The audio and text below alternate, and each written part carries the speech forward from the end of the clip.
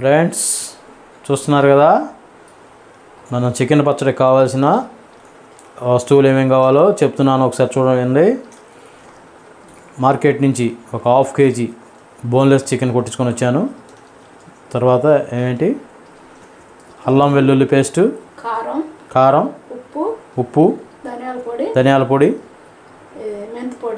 మెంతి పొడి, ఇవి మనకు కావాల్సినవి.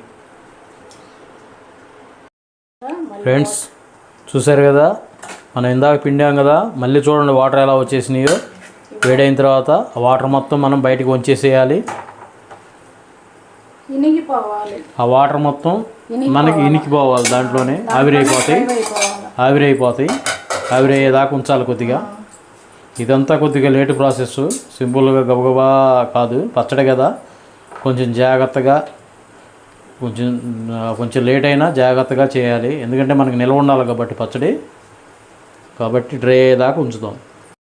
ఫ్రెండ్స్ చూడండి ఒకసారి, చికెన్ని కలర్ చూసారా, గోల్డ్ కలర్లోకి వచ్చేసింది, అంటే ముక్క ఫ్రై అయిందని అర్థం. ఇప్పుడు దాంట్లోకి మనం అల్లం వెల్లుల్లి పేస్ట్ వేసేసుకున్నాము, ఒక 2 స్పూన్లు. అది బాగా పచ్చివాసన పోయేదాకా మనం ఉడకబెట్టేసుకోవాలి,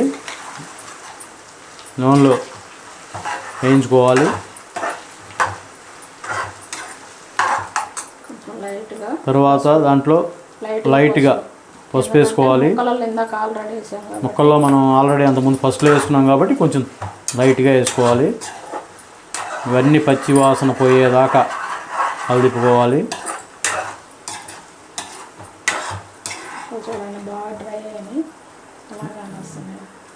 బాగా ముక్క బాగా గోల్డ్ కలర్లోకి డ్రై అయింది, బాగా వేగింది.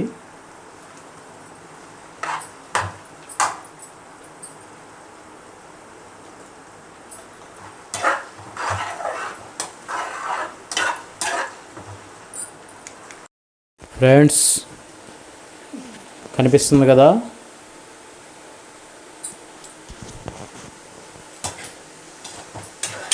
చూడండి ఒకసారి ఫ్రై అయింది.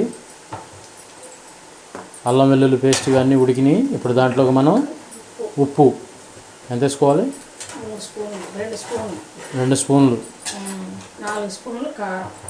కారం వచ్చేసేటప్పటికి 4 స్పూన్లు. అర కేజీకి 4 స్పూన్లు కారం.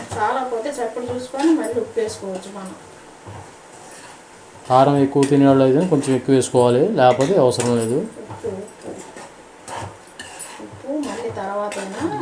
టేస్ట్ ఉప్పు మీ రుచికి తగ్గట్టు, కొంచెం ఏదన్నా ఎక్కువ తినేవాళ్ళు